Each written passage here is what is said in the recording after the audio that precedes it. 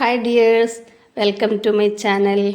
ഇന്ന് നമ്മൾ ഉണ്ടാക്കുന്നത് ഉലുവക്കഞ്ഞിയാണ്. വളരെ സിമ്പിളായ രീതിയിൽ ഏറ്റവും പെട്ടെന്ന് ഉണ്ടാക്കാൻ പറ്റുന്ന രീതിയിൽ ഇന്ന് കാണിക്കുന്നത്. അതിനുവേണ്ടി നുറുക്കരിയാണ് എടുത്തത്, പിന്നെ ഉലുവ. ഞാനിവിടെ 2 സ്പൂൺ ഉലുവ തലേ ദിവസം കഴുകി കുതിർത്ത് വെച്ചതാണ്. ഇത് കഷ്ടിച്ച് 2 പേർക്ക് കഴിക്കാം, അത്രയേ ഉള്ളൂ.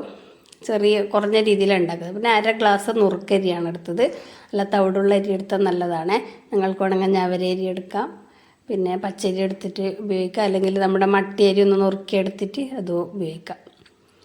മട്ടിയരി ആകുമ്പോൾ കുറച്ച് വേവുണ്ടാവില്ലേ, അപ്പോൾ ഒന്ന് ക്രഷ് ചെയ്തെടുക്കാം. അപ്പോൾ അരിയൊക്കെ കഴുകി കുക്കറിലേക്ക് ഇട്ടു. പിന്നെ ഉലുവ കഴുകി കുതിർത്തതല്ലേ, ഞാൻ വെള്ളത്തോടെ തന്നെ ചേർത്തു. പിന്നെ ഒരു 2.5 ഗ്ലാസ് വെള്ളം വെക്കുന്നുണ്ട്, ഇത് വേവാനുള്ള വെള്ളം.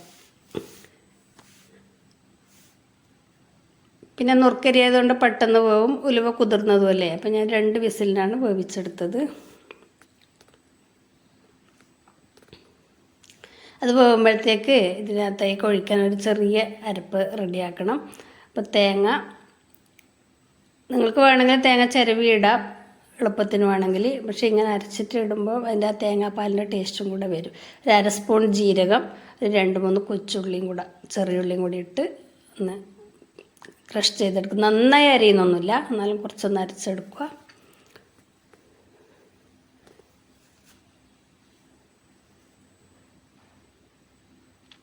പിന്നെ അരിയൊക്കെ വെന്തിട്ടുണ്ട്.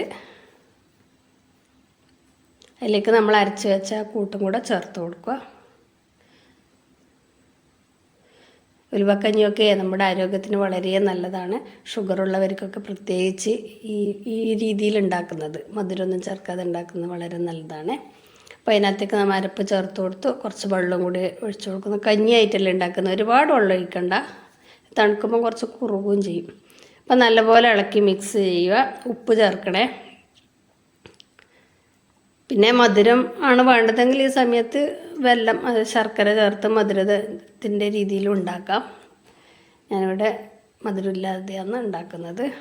അപ്പോൾ നല്ലപോലെ ഇളക്കി മിക്സ് ചെയ്ത്, അപ്പോൾ തേങ്ങാപ്പാലും അരിയും ഉലുവയും എല്ലാം കൂടെ ഒന്ന് ശരിയാകണം. അപ്പോൾ ഉപ്പ് ചേർത്ത് കൊടുക്കുന്നുണ്ട്.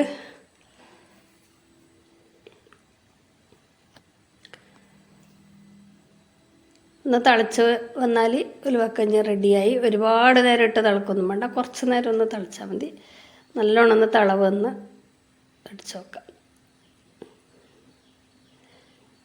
അപ്പോൾ വീഡിയോ കാണുമ്പോൾ ഒന്ന് ലൈക്ക് ചെയ്യണം, കമൻറ്റ് ചെയ്യണം. ഇത് നിങ്ങളുടെ ഫ്രണ്ട്സിലേക്കൊന്ന് ഷെയർ ചെയ്ത് കൊടുക്കണം. പിന്നെ സബ്സ്ക്രൈബ് ചെയ്തിട്ട് കാണണേ.